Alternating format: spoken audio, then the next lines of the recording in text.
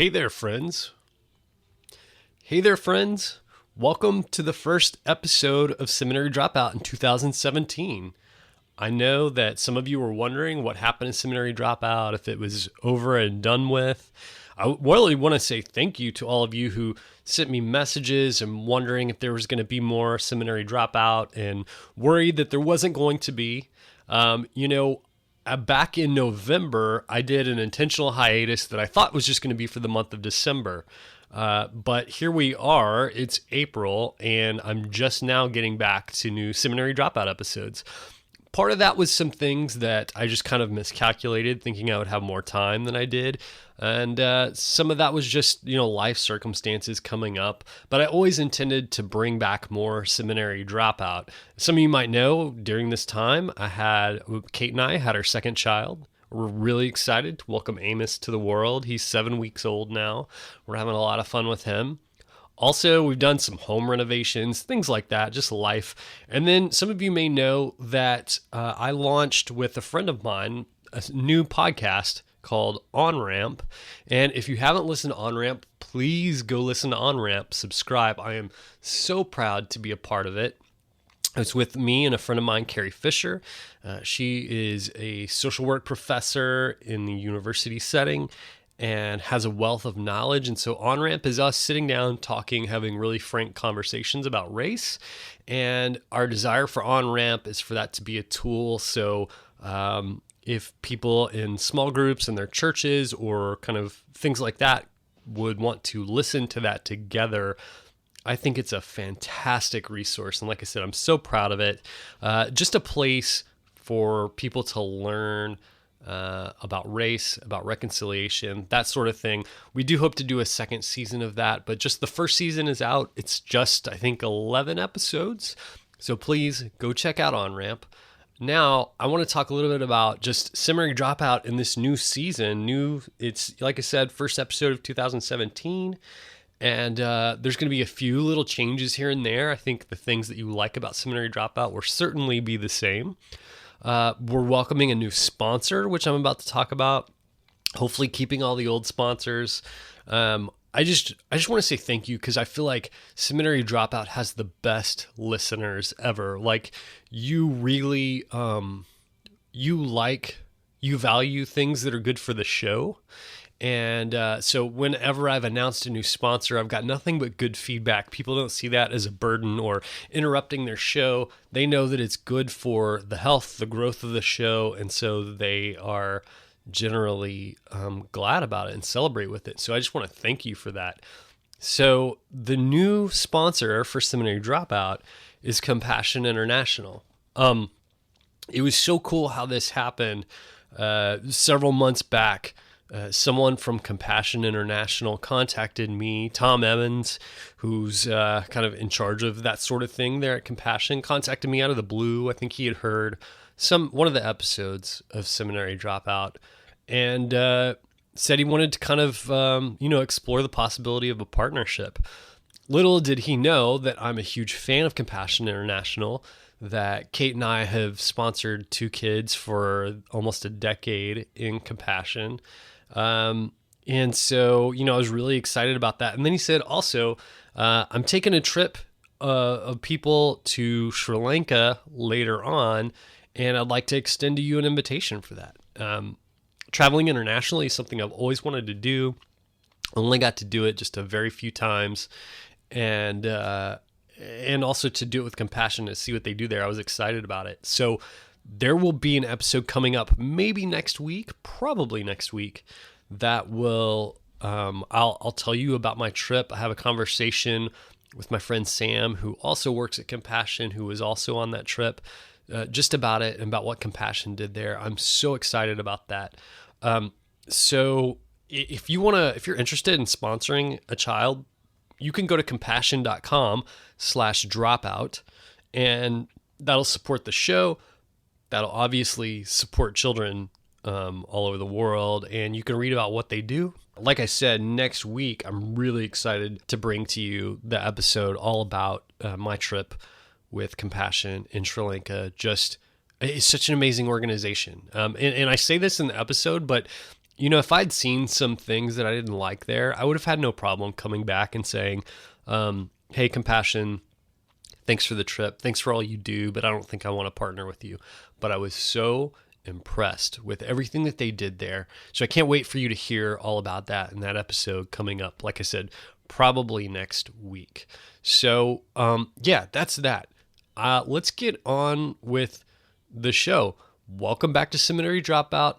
First episode of 2017. I think it's going to be a great year of shows. I've got a bunch of them already recorded, lined up, ready to go. I can't wait for you to hear it. Here we go. You're listening to Seminary Dropout, and I'm your host, Shane Blackshear. In cooperation with MissioAlliance.org, straight from my house in Austin, Texas to yours, interviews with leading Christian authors, leaders, and thinkers, because good theology should be for everyone. This is Seminary Dropout. Let's go. My guests are Jamin Goggin and Kyle Strobel. Kyle's an assistant professor of spiritual theology and formation at Talbot School of Theology at Biola University, and Jamin is a pastor at Mission Hills Church. Jamin and Kyle, thanks for being with me. Thanks, man. It's great to be here. Thanks for having us on. So we're here to talk about your new book, The Way of the Dragon, The Way of the Lamb, Searching for Jesus' Path of Power in a Church that Has Abandoned It. I wonder if each of you can remember the first time that you realized that the church had a problem with its relation to power. Was it maybe early on when you were growing up in the church, or did it come on sometime after that? I think there were some things, probably, I'm guessing for both of us, that we saw early on, but we didn't have the categories biblically and theologically to think about them as issues of power specifically. And I think what probably really did it for both of us is when we were in seminary. Jamin and I were both in seminary together, doing two different kind of master's degrees. And one of the master's degrees we were in together was New Testament. And when you're studying the New Testament, you're so constantly focused on Jesus and on Paul's reflection of Jesus.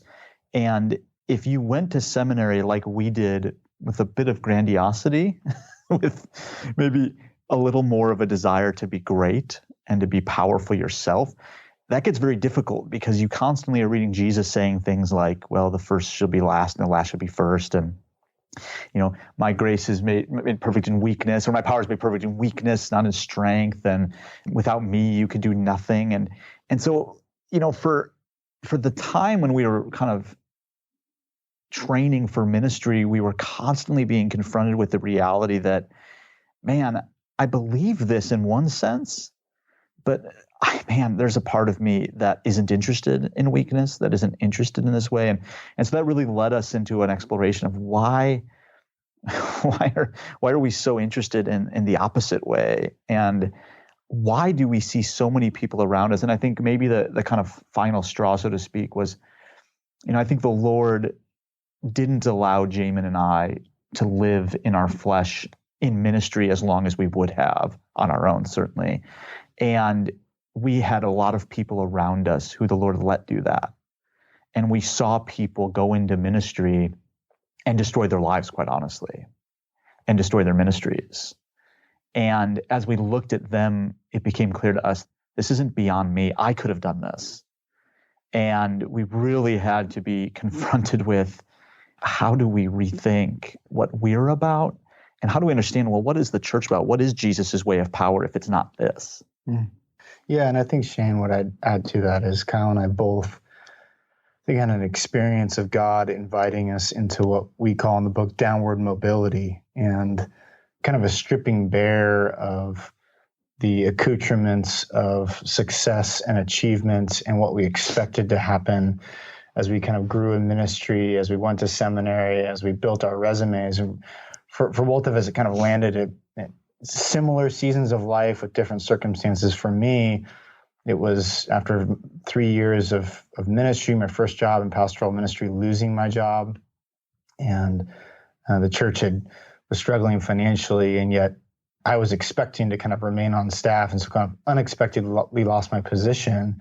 But on top of that, wasn't able to find another job. And I can distinctly remember in that season, kind of the grandiosity in my heart really, really coming to the surface. Man, don't these people know that I'm supposed to be important and I'm supposed to be on a big stage at some point and I'm supposed to have a big ministry and I've done 2 master's degrees here and everyone tells me I'm a great teacher. And then for Kyle, similarly, again, different season of life, some different vocational trajectory for him, but coming out of finishing master's work and then PhD work and being a season where he couldn't get a job as a professor and having to wait and sit in a season of unemployment. So in a very real sense, there was a season for both of us where our temptations towards power, for significance, for control, for notoriety, for influence were kind of mirrored to us by not having those things.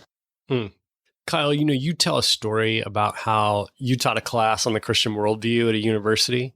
Yeah. It was a really unpopular class before you got there, but you kind of turned it around. It became really popular and students really wanted to hear your lectures, but you kind of came to realize that success was more about the power that it gave you and more about impressing people with your ability than it was educating them. I just thought that story was just a good picture of what, the entirety of the book is about, because so many churches and pastors do the same thing. And I wonder if it was difficult for you to see that for what it was, because, another big problem and another big theme of the book is that most pastors and churches, they mentally kind of intertwine their success with God's success. So they can at the end say, no, but this is all for God's glory. So however we get there is good because it's for God. Yeah. Yeah. It was interesting, that season. It's so, one of the things that kind of exposed to me is how easy it is to slip into what we call the way from below with good motivations. My motivations by and large were good. I had good goals in mind. I wanted to captivate these students with the gospel. I wanted to, about 40% of my classes were unbelievers. And I'm like, wow, this is an incredible opportunity. I have a whole semester to cast a vision for what Christianity is about. And then I'd have upperclassmen coming to sit in on the class that they had taken a couple years earlier. And they were just sitting in on it because they had heard good things about it. I'm like, oh, this is great, but it became so easy to just turn to my ability to wow them. And then exactly what you said, to think, and this is look what God is up to. When I full well knew, no, look, this is what I'm up to. I had turned this class into a one-man play. And I was on stage and I was impressing them. And yet, the temptation is so real, I think, because I could constantly turn to my good ends, my good motives, and say, well, therefore it can't be bad, right? It has to be positive. It has to be good. It has to be. And it really wasn't until I really started reflecting a bit on what am I even doing? What is the goal really of what I'm up to? And I think in the church, it's probably even easier. In the churches, as long as I'm getting good feedback on my sermons, as long as people aren't leaving or positively are showing up and keep showing up and we're growing or whatever it is. I mean, it's so tempting to just look at the numerical kind of statistics and say, I'm doing well because these are doing well.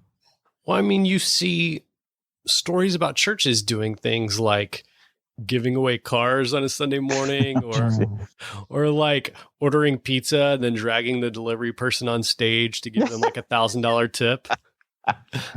Wow. Okay. Oh man, like YouTube it. There's tons of YouTube videos of churches doing that. Yeah. Yeah. And it seems like they're really mimicking like publicity stunts that a for-profit business might do.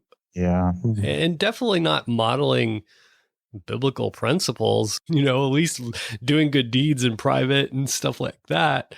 But I think it's so elusive for churches like that because they see, all these people heard about us through this thing that we did. Mm-hmm. Or even, hey, we had a convert that day. Like, totally. I feel like churches are really bad about saying, if quote unquote someone was won for Christ, then who cares how we got there? Kind of mentality. Right. Yeah.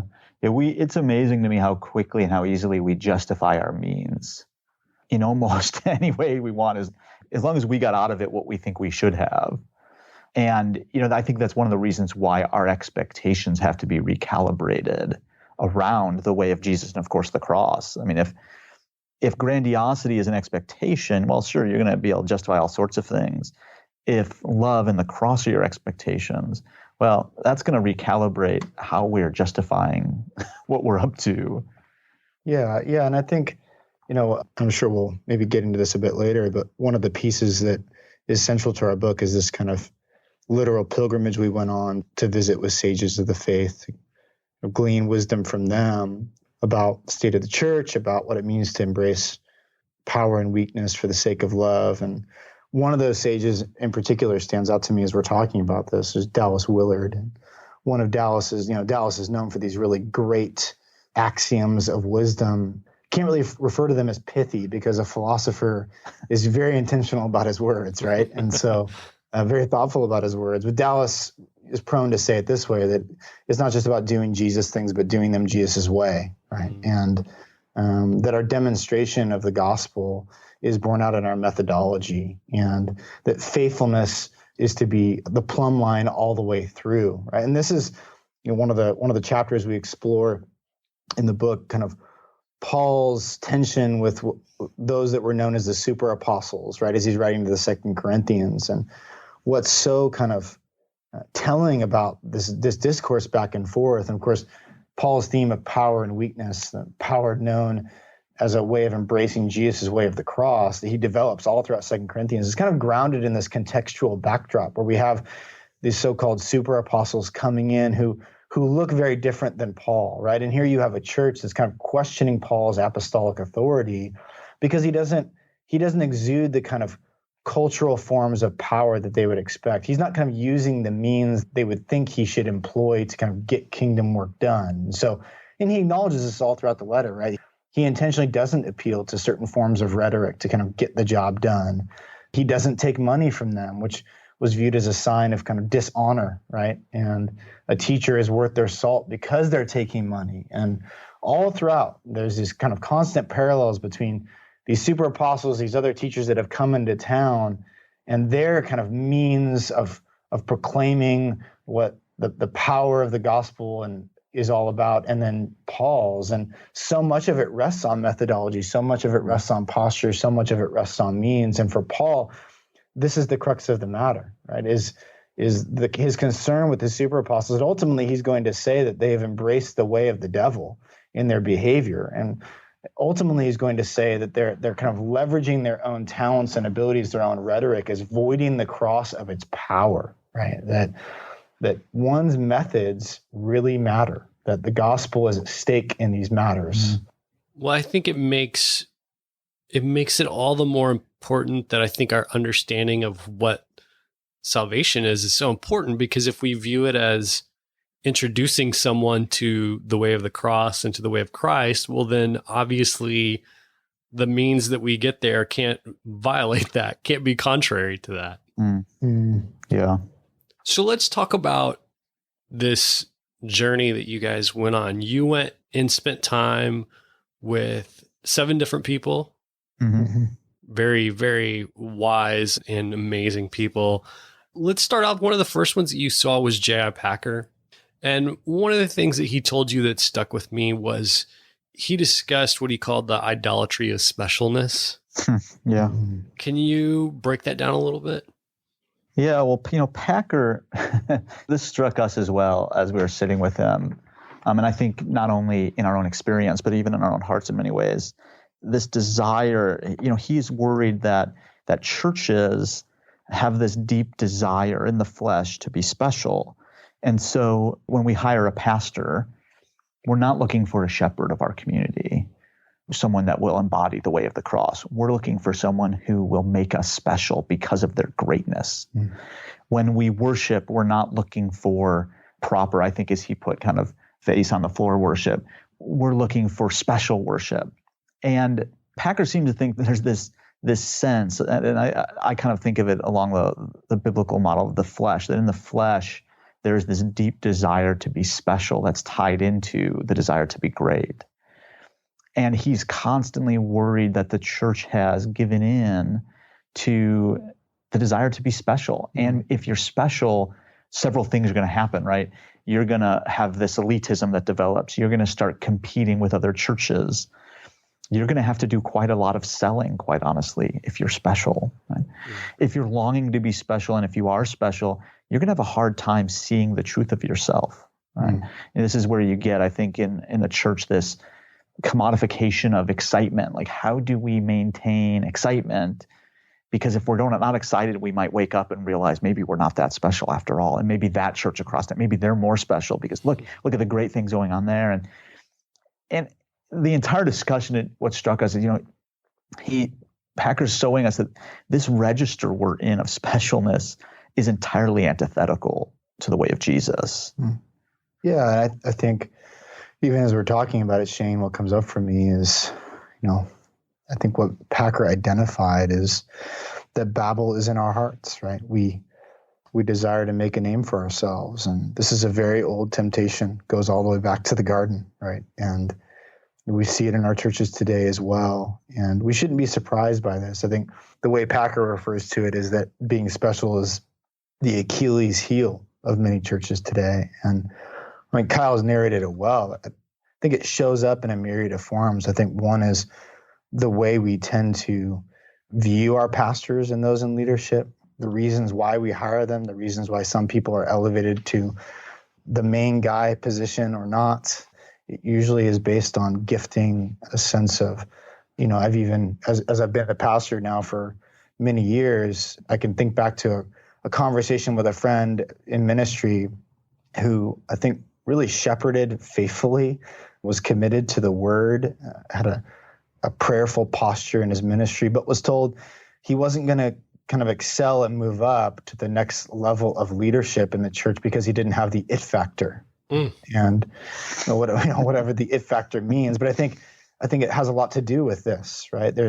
You're lacking that kind of special quality that will cause people to kind of want to follow or attach to you or kind of gather a crowd. And I think it shows up in a variety of ways. Kyle just mentioned some of them, but it shows up in our churches when we celebrate our accomplishments and have very little to say about God's involvement in them.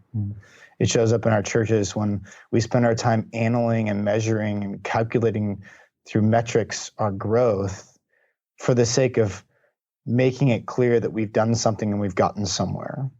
It shows up in our surveys and magazines and other places comparing sizes of churches, both in total as well as how rapid they've grown. It shows up in our functional sainting of celebrities who happen to be Christians and our putting of them behind a pulpit, even though we have no reason to believe they'll be faithful in handling God's word. It shows up in a lot of places, right? It shows up in our conferences where the powerful and the anointed, quote unquote, are on stage, primarily because they're the people who have grown the biggest ministry or the biggest church at the quickest pace at the youngest age. And these are all signs or byproducts of an idolatry of specialness or making a name for ourselves. At one point in the book, there was, Jamin, you told this great story about having a conversation with a pastor, and he said, a smart, productive atheist could do my job well. Yeah. One, I'm surprised that a pastor would admit that. Yeah. It's a humbling moment, no doubt. It wasn't on stage at a conference. Right. I know. But I've had such similar thoughts seeing how some churches function and thinking this pastor is really just an entrepreneur, Like he has those skills and there's nothing wrong with that, but we're really missing something if it stops there, right? Yeah. And if we're just building this thing and it might as well be a company, it might as well be Amazon, or it might as well be Apple, and our pastor is just a leader simply because he knows how to get a lot of people to buy this product. Right. I mean, that's really scary. Yeah, it is. And I think, what hopefully comes through in the book is, for Kyle and I, the beginning of the conversation is a prayerful, self-reflecting one, right? That, I think we can identify some of these things on the horizon of the landscape of the evangelical church that we're a part of more broadly.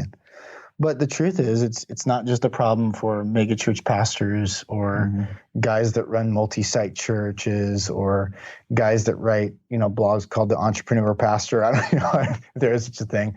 But, I can think back of my first few years in ministry, being a youth pastor, of a very small youth group in a small church, and yet having the very same kind of drives and motivations of significance and notoriety and recognition, as well as kind of appealing to a power source that primarily was grounded in my own gifting and abilities or education and kind of know-how. And the truth is, this is, it's not a temptation that's just kind of before those who are in big, powerful, important positions. It's a temptation before all of us who are in positions of leadership. Yeah.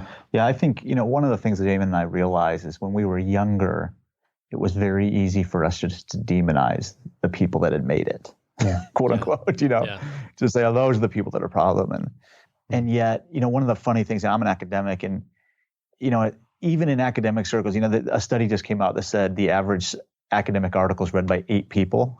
And yet, nonetheless, it's like, that might have only been read by 8 people, but I got it in that journal, right?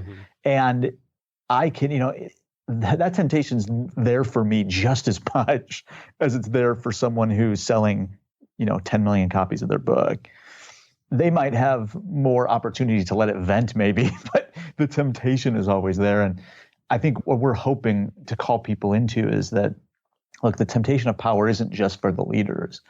This is for everything we do. And I think the fact that Jesus' recalibration of the kingdom around the power system of love does so many things. But one of the things it does is it forces the conversation on all of us of how am I seeing my power? How am I kind of recognizing it? How am I evaluating it? How am I resting upon it? Like, how do I sense what it means to be powerful in the way of Jesus? Is that being driven by the register of love? Or in fact, am I actually kind of employing worldly matrix to think about how great I am, or how successful I am, or how impressive I am, whatever it is, no matter what I'm doing, no matter how small my circle of influence is. And that no matter how little that is, I could be tempted just as much as anyone else.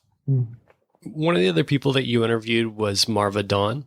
And for those listening, if you don't know these people, we won't dive too much into their resumes, but it's definitely worth Googling them and maybe checking out some of their writings and things like that. One of the things that Marva contributed to the conversation was that this idea that this misuse of power or the wrong kind of power by the church was really demonic. And she just believed there's a lot of spiritual warfare going on. It seemed like that was kind of a new element to the conversation that you hadn't really explored before. Yeah. I think, there was a genuine kind of palms open receptivity as we sat at the feet of each of these sages that we spent time with. And each of them, I think in their own way, shaped and informed the trajectory and direction of the book in ways unexpected. But I think we could probably safely say the Marva interview was the biggest shift. And I can distinctly remember kind of the point in the conversation as we were talking about the powers and principalities of darkness. And she was kind of unpacking how we properly identify them, how we properly name them, what they are. And she began to narrate, how she's seen and experienced this at pastors' conferences. And she talked about kind of being in the back in the green room at a conference she was speaking at and kind of watching other pastors jockeying for kind of influence and position with one another, both maybe just in body language as well as in direct conversation, right? And comparing sizes of ministries and influences and platforms. And she turned to me and asked a simple question. Do you know what I was thinking? Well, quite honestly, Shane, I kind of thought, well, yeah, it's sad, but I've seen this my whole life. And, I've been a part of it too. And, okay, and her answer really took me back. I said, no. And she said, I was thinking this is demonic. Yeah. And that really was a significant turning point for us, that interview, and even that moment of the interview, the conversation that sent us on a whole other trajectory. And interestingly enough, our grounding passage for the book, or one of our main grounding passages from Scripture for the book, James 3, explicitly narrates this. And it kind of had picked up on it, but really hadn't honed in on it until that moment. And James narrates these kind of 2 ways of power we talk about in the book, the way from above and the way from below. And as James talks about the way from below, he calls it earthly unspiritual, and demonic. This is a way that's marked by selfish ambition, jealousy, the kinds of things we've been talking about, and power to control and dominate. But when James identifies this, he says its source is that which is earthly, unspiritual, and demonic. And of course, in the history of the church now, we've kind of captured that, and we have an axiom we call the world, the flesh, and the devil, right, to talk about these things. And I think if I'm honest, I probably have historically viewed these problems within the church that we're talking about as mostly being issues of the flesh and individual pride and kind of zeal for power. And that's certainly there. But I think to the neglect of recognizing the very real spiritual warfare that is at work here, right? That when we choose to embrace a way that is opposed to the cross of Jesus, a way that is opposed to power found in weakness for the sake of love, when we appeal to this power and autonomy for the sake of control or dominating or winning,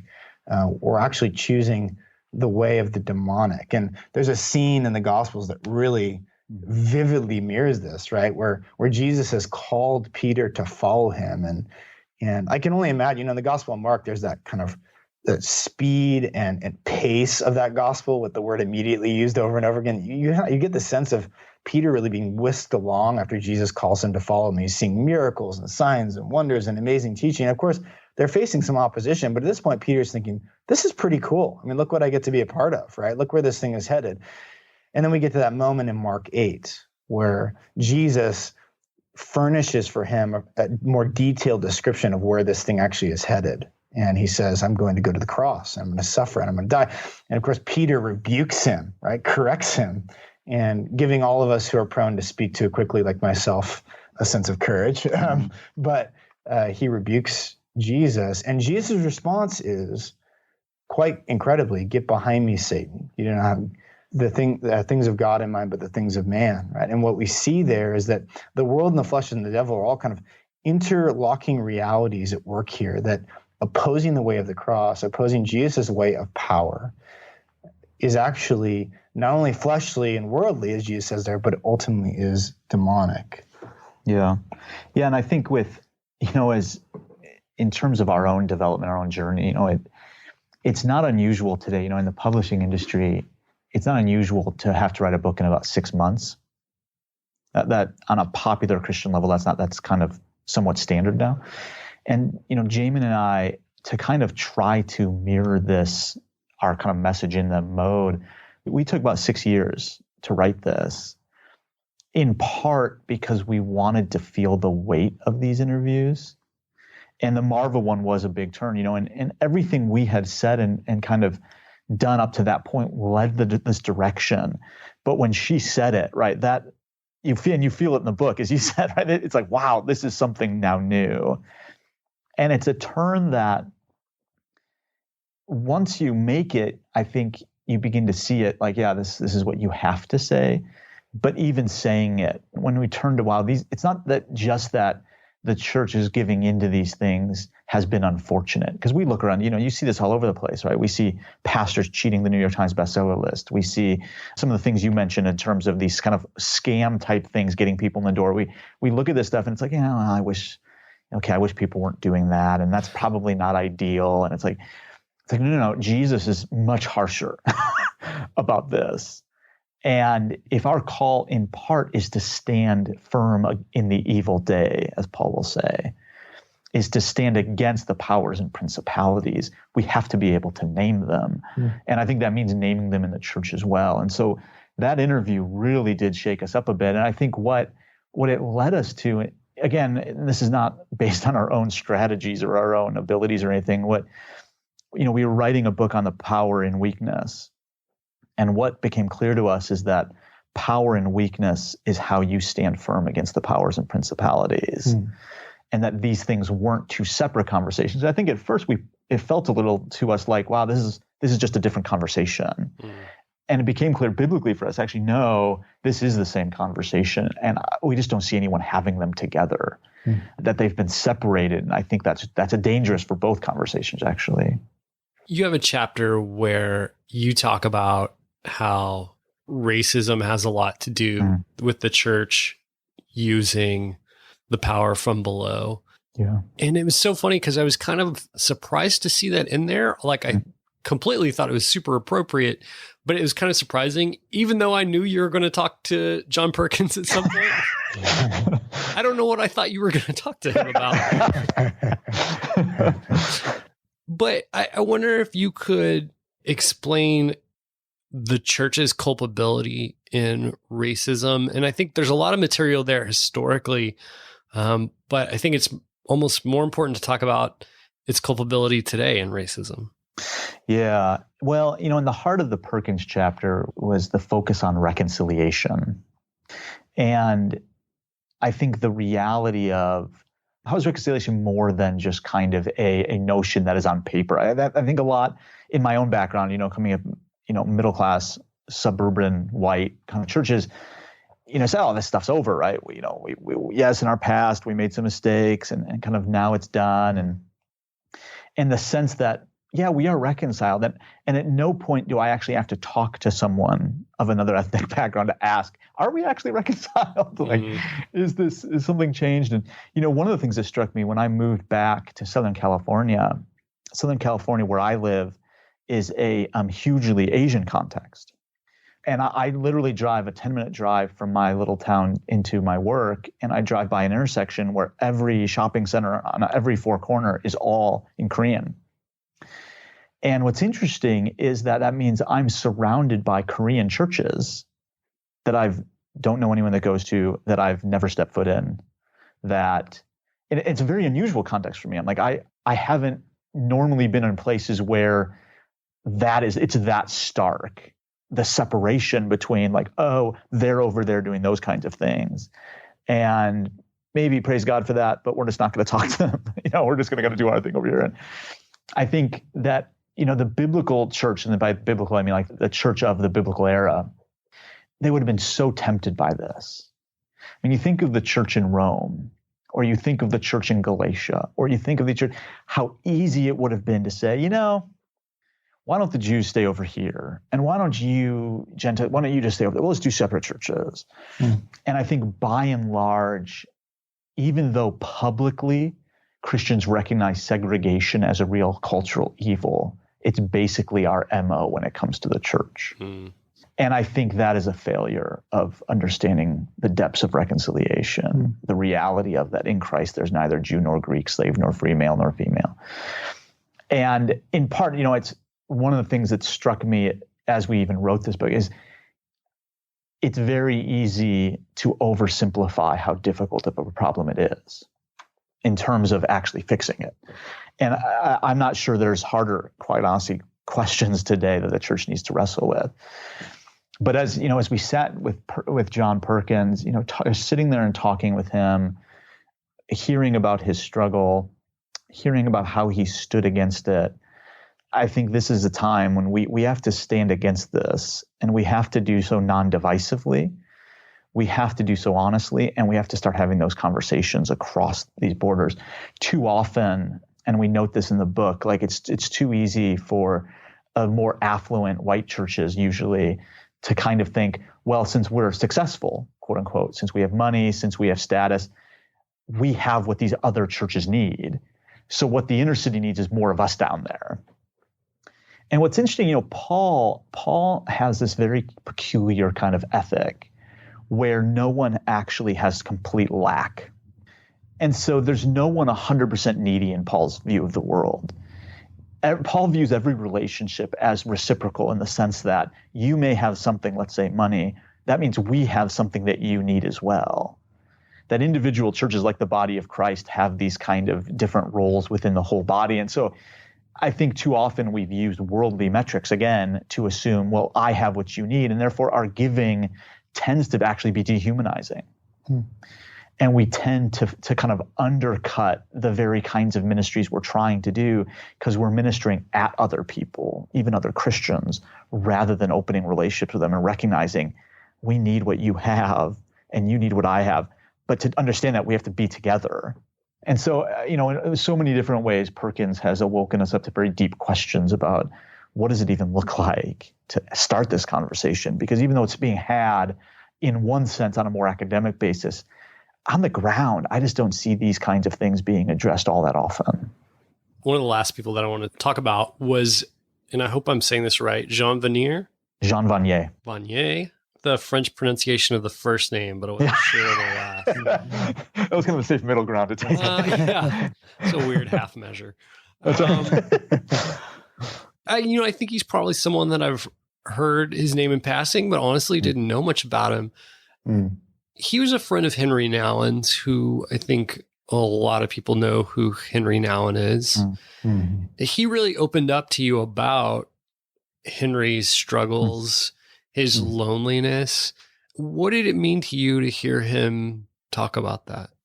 Yeah, I think for me, in many ways, having read so many of Nouwen's books, and Nouwen has been so instructive in my own understanding of kind of formation and the human person, but also just more personally, his words have been incredibly meaningful for me in my own journey and my prayer life. And I think, interestingly enough, I think probably for both Kyle and I in some ways, Nouwen had kind of been located somewhere in the stratosphere of, he probably in our hearts had kind of been turned into one of these gurus even for us. And I think the conversation with Jean about Henry, it didn't diminish any of the significance of his words or the importance of his ministry, but it did kind of enflesh him in a way and remind us that he was someone on the journey as well. And hearing Jean talk about Henry wanting to whisk off and write another book or visit another friend instead of staying grounded and present to the community and ministry, and hearing about his struggle of wanting to be back in places of importance and significance and really having to fight and wrestle with that, and how so much of that desire was born out of a deep-seated loneliness that he needed to attend to in prayer and stay present to rather than trying to escape from. And hearing about his own struggle with that and his journey with that, and that was still something that he was processing with the Lord and with others, was incredibly encouraging to me, that this way of embracing the cross, this way of embracing power and weakness for the sake of love, it's the journey of a lifetime. And, I'm not going to get the exact quote right, but there's a phrase that has always meant a lot to me, actually in Henry's writing himself, where he says, where you've grown, where you haven't, you haven't.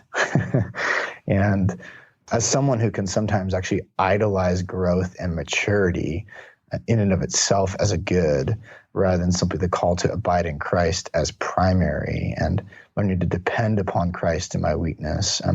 I think hearing a friend's account of Henry's own process with those things, that in many ways he was a beautiful man who demonstrated the way of Christ in incredible ways.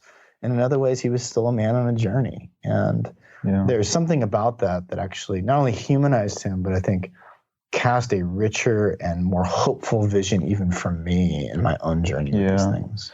One of the things about Vanier in general is he brings such a realism to these things. He's the one that told Henry to leave the Ivy League and to come pastor some of his communities. Vanier started the large communities. He's had a lifetime of serving people with disabilities. And so he has seen volunteers come every summer and they show up who are very idealistic about what this is going to be like. Okay. And John knows there's nothing idealistic about caring for someone that can only scream. And when they scream, all you know is your hatred. And there's nothing romantic about sitting there trying not to hate this person that you're supposed to love. And I think so much of his realism is what's so missing for so many of us that have grown up in evangelicalism, where we have so often accepted a kind of idealistic vision of ministry and of power and the Christian life in general. And Vanier wants to say, no, in the Christian life, you're going to be confronted with your hatred. In the Christian life, you're going to be confronted with how little you are interested in Jesus and what he's about. And in the Christian life, you're going to be confronted with the fact that you don't care about the cross.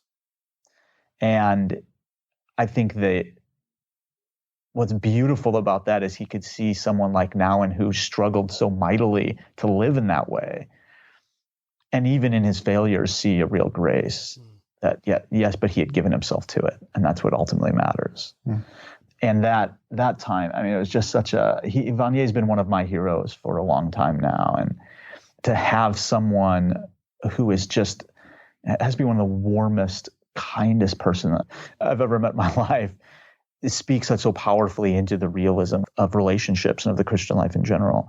It just struck me as like, this is a much needed tonic for the soul of evangelicalism. That reminds me, there's this great phrase that last year when I interviewed Ann Voskamp, she dropped that she doesn't trust leaders without a limp. And, that's really what came to me as I was reading about Henry and his struggles and how that fits so beautifully in what the book is about. And, over and over again in the book, you emphasize our weaknesses and the power that comes from our weaknesses and operating out of our weaknesses, and what that really looks like embodied in a leader and a person, and how, those pastors so often that speak at those conferences they're the opposite of walking with a limp. They look like people who don't have problems or struggles at all so often, which, one is untrue. And maybe we shouldn't be so quick to give a platform to people who are covering up their limps, apparently. Yeah. Well, the passage that comes to mind is the famous hall of faith, kind of passage in Hebrews, right? And we evangelicals, I think in general, myself included, even as a pastor, we struggle to find our way into the Old Testament, but one of our lenses in usually is, well, there's a whole lot of heroes who do kind of like, Spider-Man and Batman kind of stuff, and let's find them, right? And so you got David, and you've got Abraham, and you've got Noah, and you've got Moses, and we tend to pick out the characters and the figures. And what's interesting about that passage, as the writer of Hebrews kind of reflects on the faith of these individuals and these stories, is there's this kind of climactic verse that I think we tend to gloss over pretty quickly, and in which the writer says they were all made powerful in their weakness. They were all made strong in their weakness. And they demonstrated over and over again God's glory, God's power, God's might, God's fame, right? And the main character in the Old Testament, of course, is none of them, right? And thank goodness, it's God. He's the hero. But I think if we reappropriate our lens and look at the stories of these figures through the writer of Hebrews kind of framing for us, things begin to light up. I mean, Moses, here's a failure, a murderer hiding out in the desert, running away, who certainly isn't someone you would normally think to choose to come back and be the spokesperson. The struggles with speaking. Here's David, and his moral failings are laid bare before all in the text. And I even think of a figure like Samson and what we tend to do in the reading of that story. There's nothing in that story that tells us anything about him looking like He-Man. Nothing. But every one of our pictures and renditions of him is like he's a UFC fighter, right? But the truth is there's nothing in the biblical text that unveils that. And the truth as well is it's a story about someone who is incredibly unfaithful, who rejects God's way, who rebels, who lives in unfaithfulness, and yet God still accomplishes his providential ends and goal, right? It's not a story about someone who does it all right, and wow, we can look at him as a shining example. And I guess what I'm getting at is, of course, if we pull that into the New Testament, not only in the life of Jesus, but again, if we focus on Paul, and as Paul talks about that, I glory in my weaknesses, right? For Paul, it wasn't about kind of moping about like Eeyore and saying, man, woe is me. But it was a recognition that it's in these very places of weakness, places of frailty, places of genuine failure, places where we have fallen short, where if we move in dependence upon Christ, we can actually demonstrate to the world around us something else is operative here. Something else is doing the work here. There's a power here that is not known to us. What could it be? And that is what we need more of in our leaders today. And I say that for myself as well as a pastor, as not kind of an exhibitionism of my weaknesses, just kind of letting everyone know all the time all my failings, but a genuine kind of staying present to the truth that I need Christ, and demonstrating that to others, that God's glory and power and might be known, that the real hero of the story would be demonstrated in my own life. Yeah, well, and I think culturally speaking, one of the things that I think is difficult is that we're at a cultural point where I think there's such a fear among many, particularly evangelicals right now. There's a fear of kind of quote unquote losing the culture, whatever that means.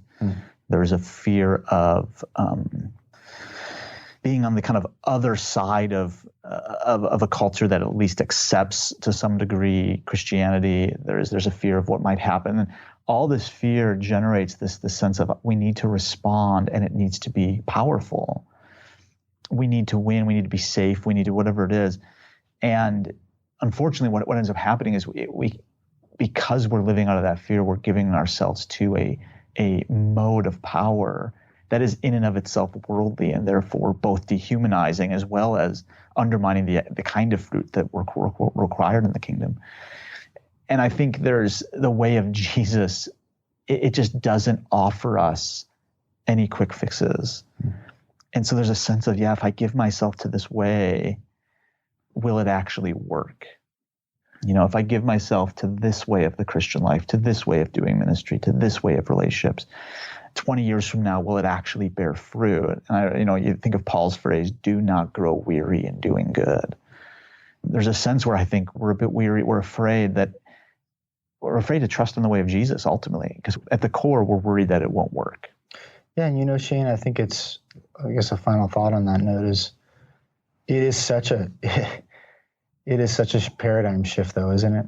And what a gestalt for the soul. I think of the words of John 15, abide in me and I in you. Apart from me, you can do nothing, but if you abide in me, you'll bear much fruit, right? And it's this crazy notion that actually depending upon ourselves, relying upon our own gifts and abilities and resources, is in the kingdom the only actual place of weakness. Right? That's the incredible notion, is that when we depend upon ourselves and our own resources and faculties in the kingdom, we can do nothing.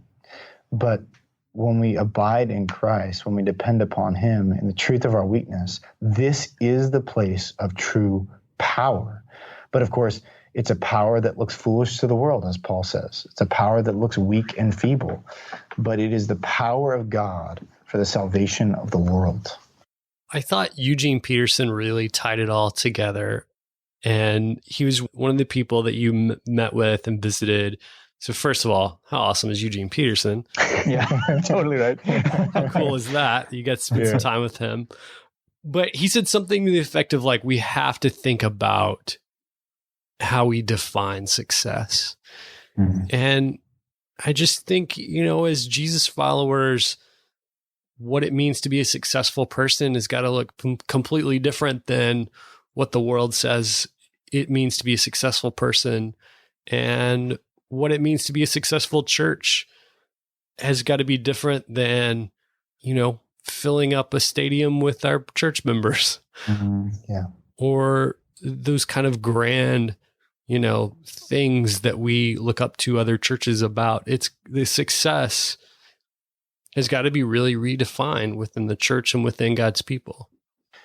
Yeah, I think, that I'm confronted as a pastor, even still, still am tempted by these things, that I'm confronted with this reality that if we kind of apply our metrics for success on Jesus' ministry, he's an abysmal failure, right? I mean, that there's a confronting reality to that. I mean, here, this whole thing grows to a moment where he's hanging on a cross and there's one guy there and much of his other disciples have left and the crowds have turned on him. And I think both Eugene and Dallas, I think both those chapters, there's a real thread through both of them.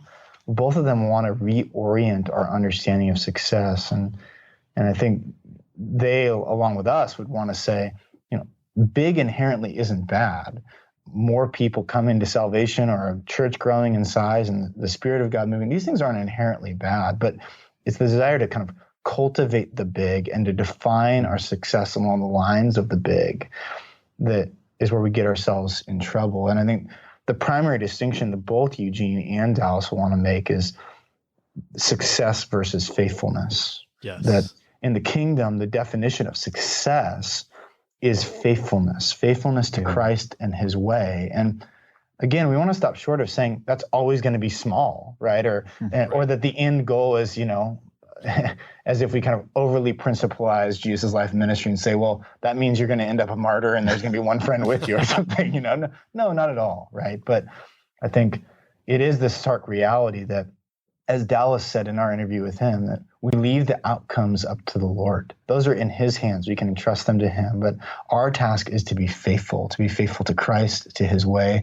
to the gospel. And ultimately, for me as a pastor specifically, to what Eugene would call kind of working the angles of my ministry, right? There's some simple tasks I'm called to be given to prayer, to caring for souls, to shepherding, and to faithfully proclaiming the word of Jesus, and faithfully proclaiming the gospel. And the outcomes are in his hands. Yeah.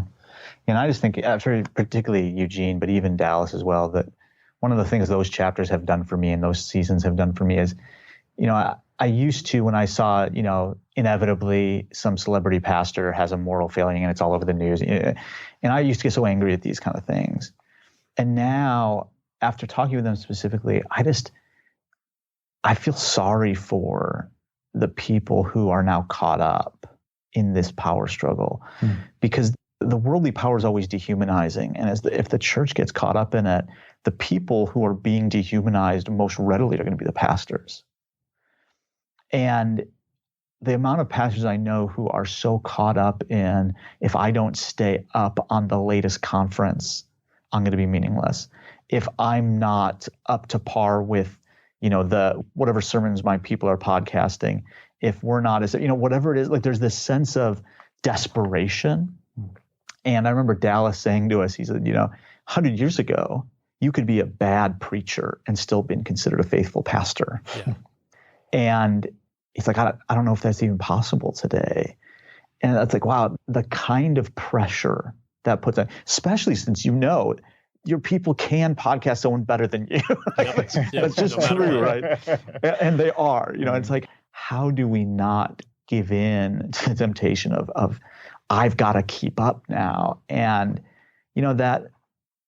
I want to have a lot of patience and at the same time, I want to be, I'll name evil when I see it, but I want to be really gracious to those people who have given into it, because one, I know I'm capable of that, but also I know their souls have been warped by this and they haven't been left unaffected. They're not just these pastors nefariously looking to kind of be worldly, right?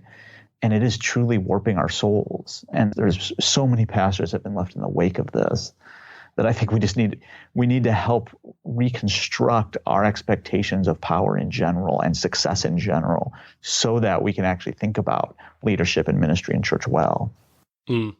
Those pastors seem to also be some of the loneliest too, I think. Totally. Yeah. Yes. Special mercy and special grace for them. Well, Jamin and Kyle, I've had such a good time talking with you. Thanks for being on Seminary Dropout. Thanks, man. It was great being with you. Appreciate Thank you, Shane. Good to be with you, brother.